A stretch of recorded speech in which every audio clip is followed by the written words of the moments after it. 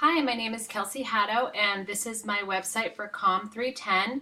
The name of my website is Love You Can Eat, and its purpose is it is a sub website for my main bakery site, sugarbread.net. And the reason I created this site was that I wanted to have a site where people could go separate from my bakery site where they could learn more about the cakes that I'm making, get the recipes, watch tutorials, try things at home on their own, and make it more of a learning website. This is my homepage. I have just a couple pictures of my cakes, just a quick mission statement of what we think cake should be and why we built this site. I have a couple information pages. First is recipes, and if you click on my main navigation, you just get to the recipes, and I have a chocolate cake recipe, a vanilla buttercream recipe, and I'll be adding more to those, and I'll probably be adding a drop-down menu so you can go straight to frostings, straight to cake, straight to cookies, just different things so people can access things faster. If you click on my blog, I'll have a recipe of the week.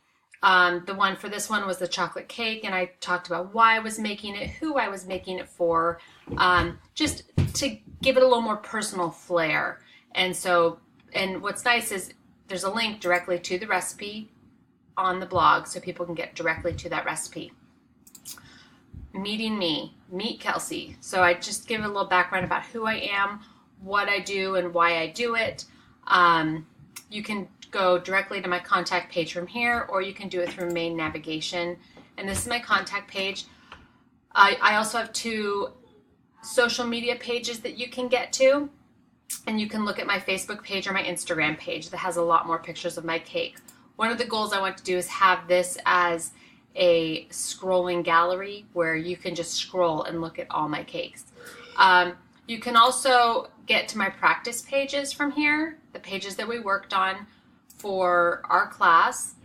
And you can also get through the sub navigation, you can also do contact, and you can get through to the style guide. And it explains a little bit more about why I chose the styles I chose. And one of the reasons I did, especially with the color palette, I wanted something simple, something that popped but didn't take away from the cakes.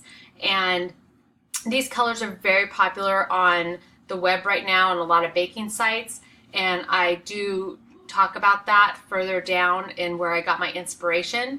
And one of the most difficult things that I had to learn to do was to, obviously HTML and CSS, but to really figure out what I want out of this site, how I want it to operate, how I want it to work, and that can be hard sometimes.